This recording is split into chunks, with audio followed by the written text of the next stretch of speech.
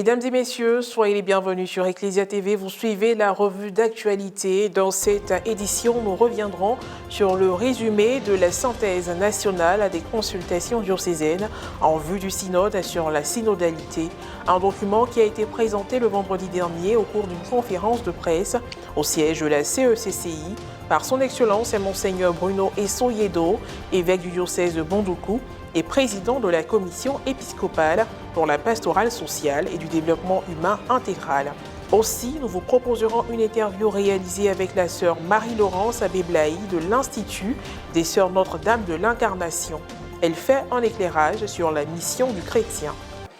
Son Excellence Monseigneur Bruno Essoyedo, évêque du diocèse de Bondoukou et président de la commission épiscopale pour la pastorale sociale et du développement humain intégral, au cours de la conférence de presse du 22 juillet dernier, a fait ressortir plusieurs pôles thématiques qui ont été approfondis pendant la période de consultation synodale diocésaine. Le creuset d'information avec Marie Abissier. Pour une église synodale, communion, participation et mission. C'est autour de ce thème décisif pour la vie et la mission du chrétien que se déroule le processus synodal 2021-2023, ouvert depuis le 17 octobre 2021.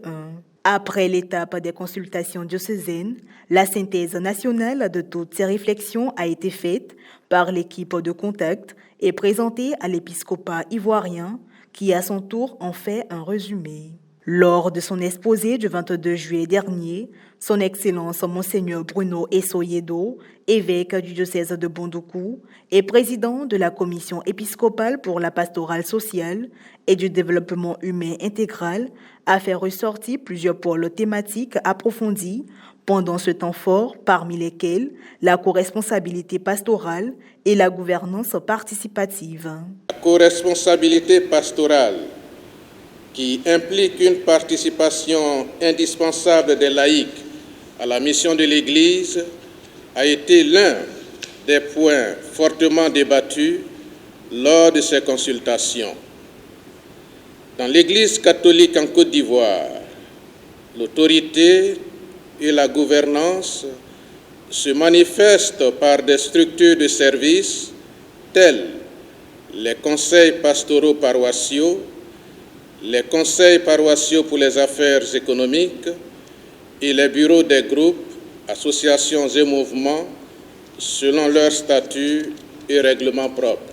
La mise en place un peu partout dans les diocèses de ces structures a favorisé un exercice de la gouvernance plus participatif. Toutefois, dans la pratique, on constate que l'exercice de l'autorité dépend de chaque prêtre. Certains l'exercent dans le service et l'écoute de tous à travers la disponibilité et l'humilité. Cela stimule et encourage la participation des fidèles. Par contre, d'autres ne tiennent pas compte de ces cadres de collaboration avec les laïcs, agissant seuls et imposant leurs décisions au point de confiner leurs collaborateurs dans des rôles de figurants ou d'exécutants. Le prélat a aussi énuméré les différents types de collaborations qui se sont faites au cours de ce processus synodal. Au cours de ce temps de dialogue et d'écoute, des appels incessants ont été lancés aux clercs, aux consacrés et aux laïcs pour une meilleure collaboration. Il importe que chacun donne librement son point de vue, ses opinions. C'est le lieu où les fidèles laïcs sont associés aux questions pastorales sous le soin des consacrés. Cette collaboration pour les fidèles laïcs, loin d'être un privilège consenti, est un droit et un devoir liés à leur nature et à leur mission chrétienne dans le monde. Les résultats de tous les travaux sont consignés dans un document qui sera acheminé vers le Saint-Siège. Rappelons qu'à l'occasion de cette conférence de presse, l'évêque du diocèse de Bondoukou avait à ses côtés celui du diocèse de Grand-Bassam, son Excellence Monseigneur Raymond Awa, et le secrétaire général de la CECCI, le révérend Père Emmanuel Woyin. Comme annoncé en titre, nous avons réalisé une interview avec la sœur Marie-Laurence Abéblaï de l'Institut des Sœurs Notre-Dame de l'Incarnation, professeure de missiologie à l'ICMA et spécialiste en théologie missionnaire. Elle fait un éclairage sur la mission du chrétien. La missiologie est la discipline ou la science qui étudie la mission et qui parle de mission, parle d'envoi.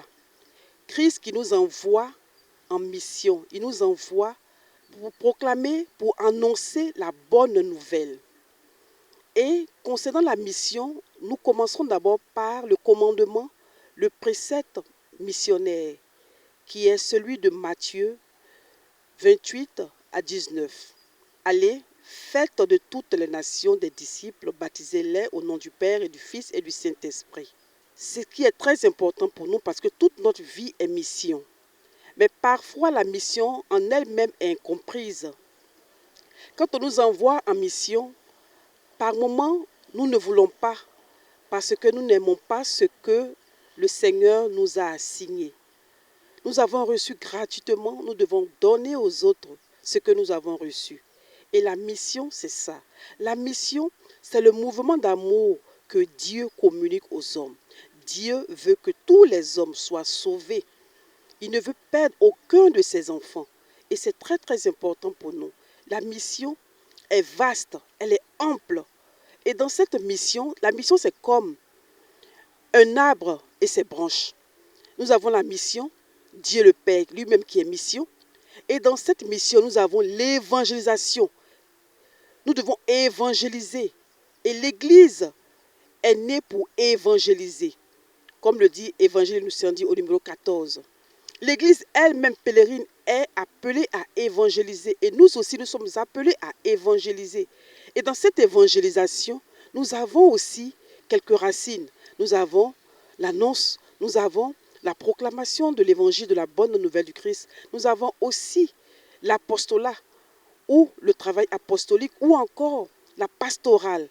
Et en vue de quoi? En vue de rassembler tous les enfants de Dieu. Et dans tout cela, nous devons être des témoins, c'est-à-dire des martyrs. Le témoin, c'est le martyr du Christ. Par notre témoignage, un témoignage qui se résume dans la charité. Dans la charité de toutes ces œuvres, nous avons l'éducation. Dans l'éducation, nous avons aussi la construction des écoles. Nous avons les centres de santé, les maternités, les dispensaires. C'est ça l'œuvre de charité auquel nous devons contribuer.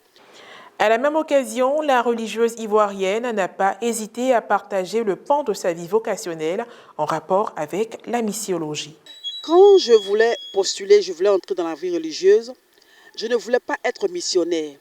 Et les pères de la Société des missions africaines, les SMA, m'ont proposé d'aller chez les sœurs Notre-Dame des Apôtres. Et je leur ai répondu, moi je ne veux pas être missionnaire, je ne veux pas quitter mon pays. Je ne veux pas quitter mon pays, je n'avais rien compris de la mission. Pour moi, la mission, c'était seulement l'extérieur. La mission ad extra, alors qu'il y a la mission ad intra. Et donc, c'est par amour, je pense que c'est Dieu même qui l'a voulu. Ce n'est pas moi qui l'ai voulu, parce qu'il avait un plan pour moi dans la mission. Et après ça, je suis allée aussi je travaillais au centre d'accueil missionnaire d'Abidjan, au CAM, comme directrice de ce centre. Et là aussi, c'était la mission. Et après cela, mes responsables m'envoient étudier la spiritualité.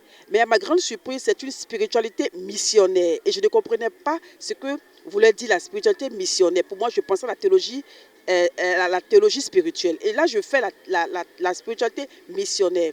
Après cette spiritualité missionnaire, je continue maintenant avec la licence en missiologie. Donc c'est pour dire que c'est une passion et c'est quelque chose qui a été voulu de Dieu. Point final à cette édition d'information. Merci de l'avoir suivi, que je veille sur nous. À très bientôt.